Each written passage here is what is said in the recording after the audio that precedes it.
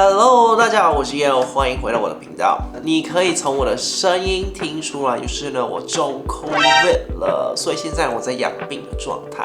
今天这个影片很特别，我邀请来到加拿大超级年轻就退休的两个人，这两个人呢是 LGBT+ 圈子里面我们第一次邀请到圈内的朋友来跟我们分享。通常呢，大家好像觉得说达到财富自由的人呢都是直男的嘛，对不对？今天呢，邀请到这两位跟我们分享他们的心路历程。那他们现在移居到加拿大了，如果你想要知道的话呢，就继续看下去吧。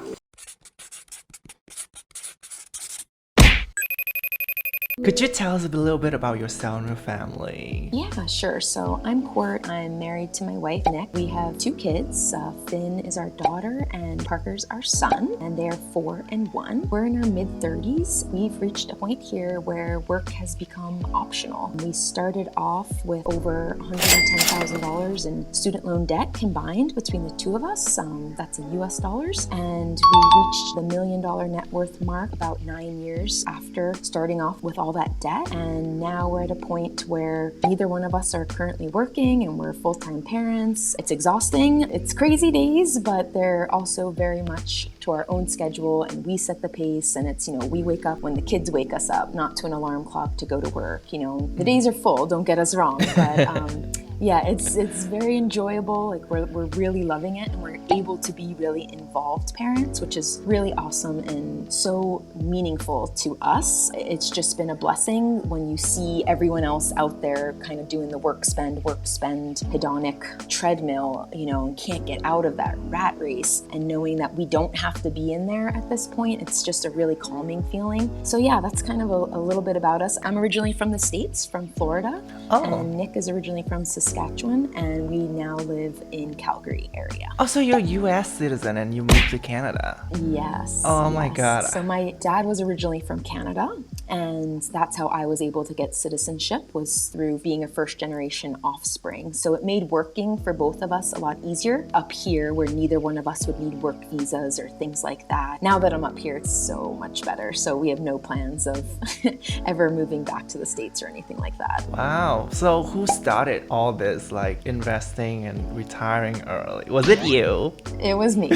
Yeah. So I am the crazy type A planner, super organized, detail-oriented. I'm so jealous. Which I think it takes a bit of that, but not necessarily. I just think that for me, it was me. Nick is more of the easy come, easy go with the flow, not plan as much, doesn't do Excel, anything like that.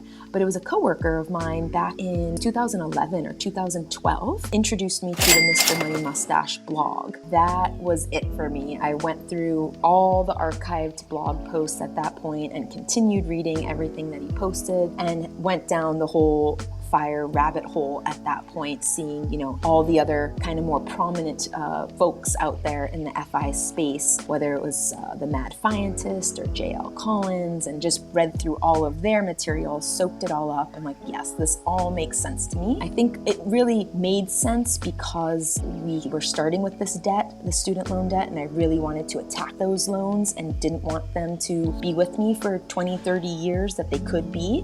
So I was very focused on that to begin with, and then I found Mr. Money Mustache, and it all just made sense. So it's like, okay, now once the student loans are gone, now I'm gonna put that excess money towards a down payment on a house, and then towards investing. So it all kind of made sense for us. And when I introduced Nick to it, she had always lived a relatively frugal lifestyle growing up. She wasn't living this lavish lifestyle that I had to rein her back from. It was more, okay, yeah, this makes sense. Yeah, let's go for it type of thing. We never had that battle, that it seems like some partners may have of, one's the spender, one's the saver. And thankfully, we both are team saver, and we understand how powerful saving and investing your money can be for your future self. 10 years forward, 20 years forward, you're going to look back and thank that future you. So we understood that from the get-go. It was just more me finding it and then presenting it to Nick, and she's like, yeah, let's do this. So originally, it was more for traveling. We wanted to be able to quit our jobs and travel around the world for a year and leave Florida. At that point, we were living in Florida, move up to Canada was the plan, not have any jobs lined up, nothing lined up, but just feel comfortable doing that. So FIRE allowed us, we weren't financially independent at that point, but we had a healthy enough savings that we could do that. And that's kind of the FU money that's talked about, that you don't have to live paycheck to paycheck from your employer. You have some money to fund a lifestyle that you want to live. So we were able to do that. And then kind of things, supercharged with compound growth and everything. And now we're at the point that, we don't even have to work anymore. So now our why is more our kids and wanting to be around and involved parents with them. So it's evolved over time and it's been an awesome journey. And I'm glad my coworker showed me that blog over 10 years ago now. That's amazing. Such an amazing coworker. Yes.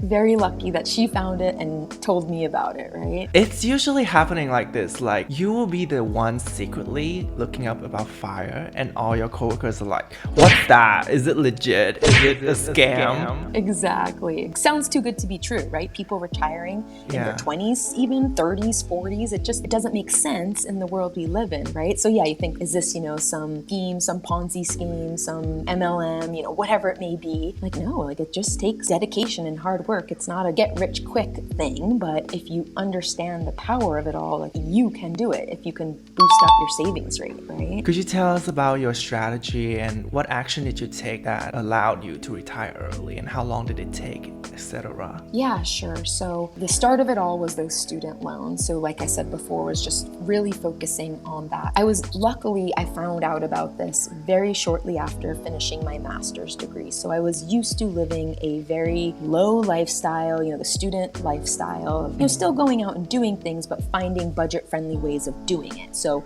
hosting potlucks or meeting for happy hours or going to the beach or, things like that you could still socialize, but at a low cost. So we're still doing all of that, but all of the excess, now I had an income coming in versus being a student and collecting debt. So now with that income, my brain just said, okay, I want to just put any excess, I'm going to try and keep my expenses as low as possible, take all that excess and put it towards the student loans. So I had $65,000 US student loan debt. Wow. And in about 2.5 years, I paid that off. And so that was like my mission, was to pay that off. So once that was paid off, then I was used to taking this excess income and not spending it on myself. I wasn't buying clothes. I wasn't paying more for rent. I still continued to have roommates and things like that. So then I decided to buy a townhouse and went through what people would call house hacking, where I had 4 different rooms. I was living in one of them and renting out the 3 other bedrooms. So the mortgage was more than being paid for than the rent from the 3 other roommates. And then I was on putting what was going towards my student loans, all that excess income, towards the house now and the mortgage instead. So in 2.5 years, I was able to pay off the mortgage of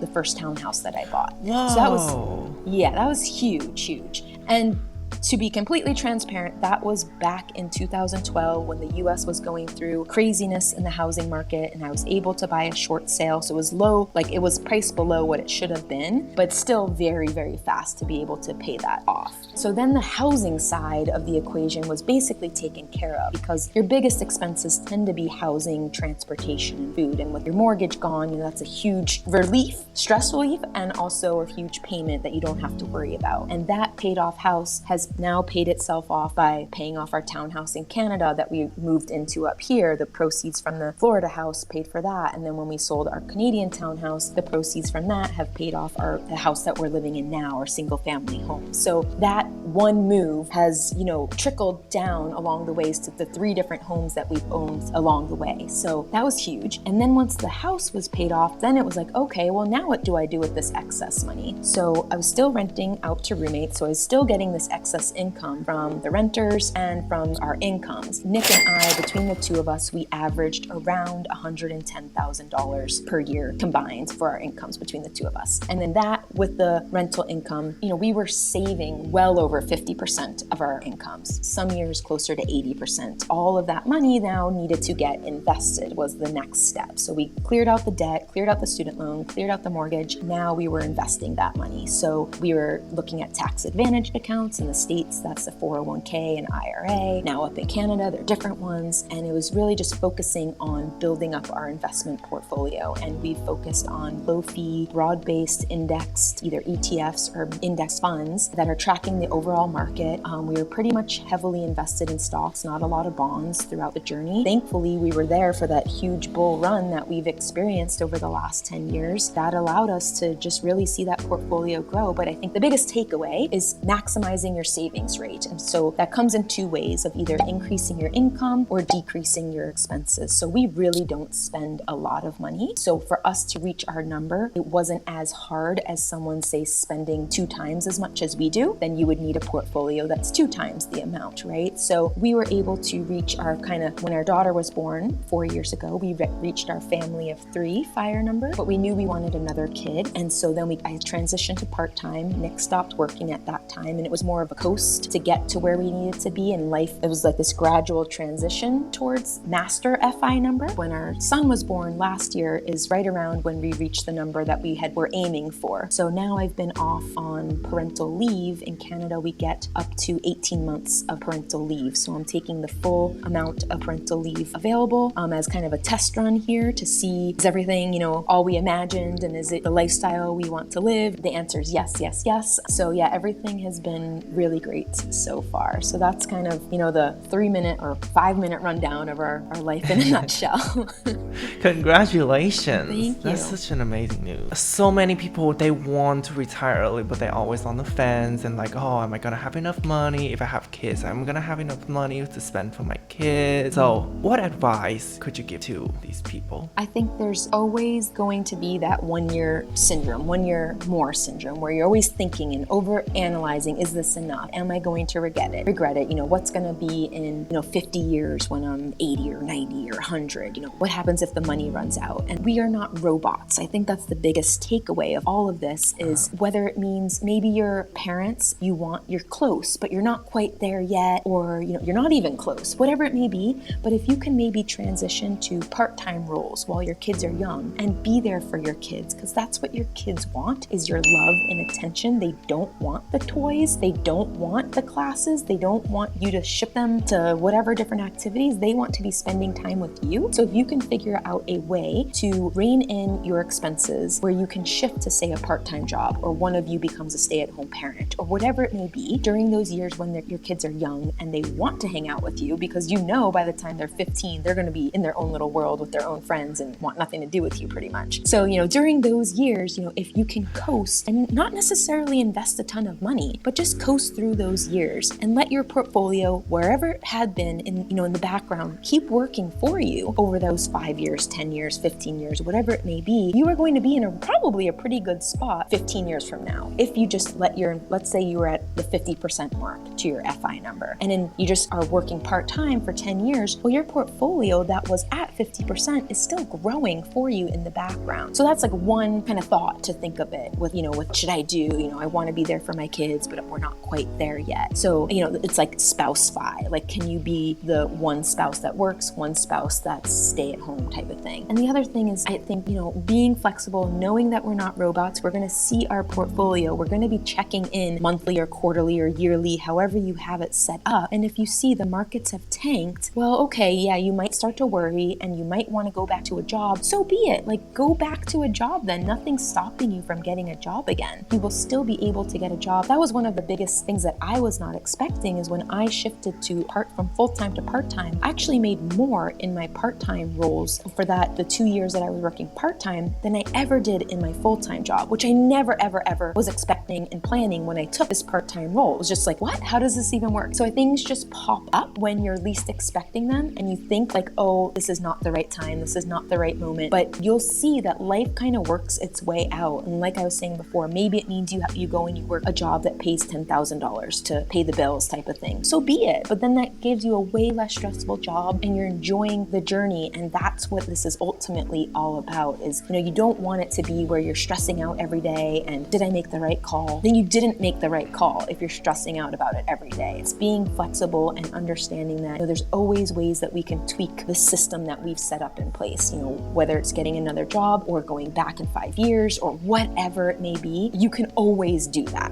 So try it out, test it out, especially if you have kids, especially if you have young kids that you want to be involved in their life. Like, this is the time to do it. And even if you don't have kids, like, try it out. Go travel if you've always wanted to travel, or whatever your why is, go do it. If you're so close, try it out. And you'll see, like, there are so many ways to make money that you're not even thinking about right now, because it's not even on your radar. You're so focused on your current job and your FI numbers and everything that's in your world right now that you're not even thinking of all the what if one-off things that could pop up in a year or two down the road, these opportunities that may present themselves. So, like, you got to take that risk. And I need to tell myself this all the time too. Like, I'm not, prone to any of this advice either, just let life take you, like, take a chance. Who knows what's going to happen, but let it be enjoyable. Make it enjoyable and figure out how to make it enjoyable. Oh my God, amazing. Is it possible for you to briefly break down your monthly expense? Because I think that's a lot of people want to know. Yeah, sure. So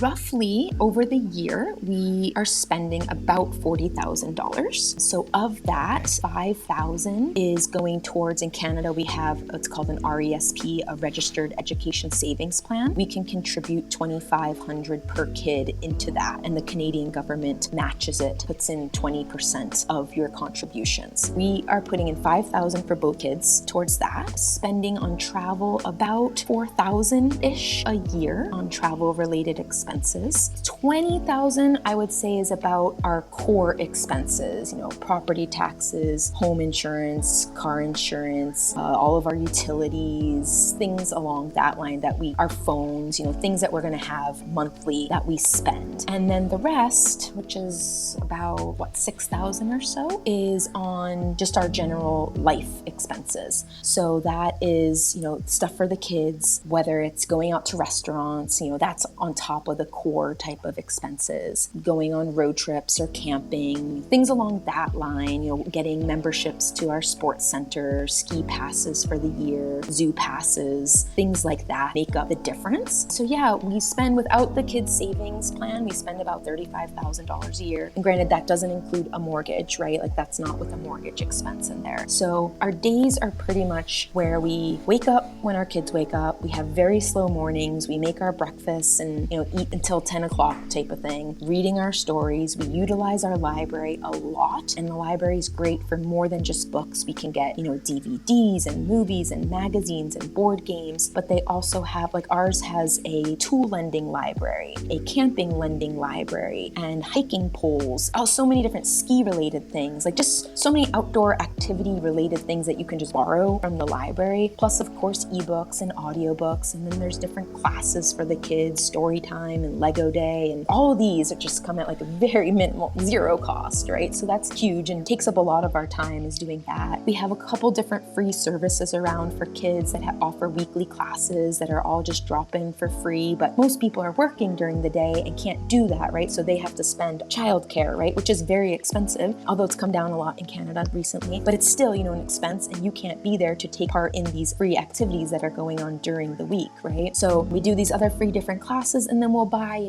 a zoo pass for the year that might cost $200 for the family, but if we are not working, we can go as often as we want. So each time, it's not like we're spending $200 to go 3 times over the year. We might go 30 times over the year, or whatever it may be. Same thing for skiing. We'll get ski passes, and we'll go as many times as we can over the winter. So we're kind of getting the most, usage per cost of these bigger ticket items. We're able to utilize them a lot more frequently than people who only have a Saturday or a Sunday to go and do these type of activities. So our expenses really aren't that expensive, and our days are relatively free. I mean, we get out outside is huge for us, going out for walks or bike rides or, skiing, sledding in the wintertime, like all these sorts of things, playing hockey on the frozen ponds, things like that are so good for you mentally to get that fresh air, and they come at no cost. And I feel like most people think like, well, you hear that what we're spending as a family of 4, we must be living this deprived lifestyle, but we really, really aren't. Like, it's hard for us to think like, well, where else would we spend our money? We feel like we're doing everything that we need to do. We're not, living this deprived life on rice and beans and, anything like that. It's always been an enjoyable journey, along the way. This is not a Canadian immigration promotion video, okay? It's amazing. It's like so many free things you can do. It's like, yeah, that's crazy. Yes, we love it here. I'm not sure if over here we have that kind of thing, but I'll do some research. Okay. Yeah. Well, if you ever decided to move to Asia, you could even live cheaper. But I'm not sure if you can have all those amazing free activities. Yeah. Well, that's what I was saying. Like, if our plans fail, we are going to go to Southeast Asia. We will go to Central South America, where we know the cost of living is even lower than what it is now. You know, like, yeah, we see research some of the costs of when we're looking at traveling. Like, wow, like rent there is only this. You know, food, everything is so much cheaper, right? So we're like, okay, well, that's what we'll do for 6 months out of the year is as our, like, you know, fail-safe plan is go hang out in Thailand for a little bit. I'm in Thailand now. If you ever want to come over, I'll See, host. there we go. Yeah. I was going to ask you, like, since you invested until now, I think this year is the biggest year that you experienced the market drop. Does it affect you at all? Like, a lot of people would want to know this. Yeah, I thought, honestly, seeing where we were in January versus where we are now, especially with neither one of us working right now, I feel like I would be worrying and panicking more. And there's always a worry brain inside of me, of course, but we are spending less than 3% of our portfolio. So in the FIRE community, it's typically talked about 4% is the safe withdrawal rate, right? So you get to 25 times your annual spend is kind of the math of how the 4% rule works. And we are withdrawing less than 3% of our portfolio. So that is really our sleep at night factor, where we know that is basically tested for and has a 100% success rate. Of course, from previous years, no one knows what the future is going to hold, but we also know that we are flexible humans, right? So if we need to cut out our travel budget or reduce our travel budget by a few $1,000s for a couple years here while we weather the sequence of returns risk storm, which is most prevalent at the beginning, we can do that. You know, if it means we need to go pick up a fun part-time side gig that makes $10,000 between the two of us combined, we can do that. And we know that's not going to make life so enjoyable. I think the key to it all is flexibility and knowing that where you started, where you're going to be in the next 30 years is going to change. There's a very good chance you are going to bring in some sort of income, whether it's a little hobby or, you know, side gig that you just happen to enjoy, or some you just decide, I'm gonna go work at a bakery because I want to get out of the house and socialize 10 years down the road. You know, whatever it may be, right? So I think that's important to realize too. And so, yeah, I mean, I'm not really freaking out as much as I thought I would be, but I think a lot of it has to do with knowing our withdrawal percentage is still well below 4%, even where with the markets dropping to where they are now. So that makes us feel really well. And knowing that we don't have any debt, like we don't have any sort of debt that we have to owe anyone. So, you know, there's no bills. I mean, of course we have like our electric and, you know, our everyday bills, but no major things. No one's gonna come and take our house away from us, right? So we have these other things that we can do. You know, we can go and rent our house out or sell our house and go travel around the world and likely spend less than what we would be spending 12 months out of the year in Canada and have an enjoyable experience out of it now that, you know, travel is opening back up again, and spend even less than what we're spending now if we really had to. That would be an amazing experience in my mind, you know. So there are ways that you can use geo arbitrage for your favor, things like that, that you can kind of tweak your spending and your plans around to make it work. And I think flexibility is the key to all of it. Not many people that come on this channel that have kids and children.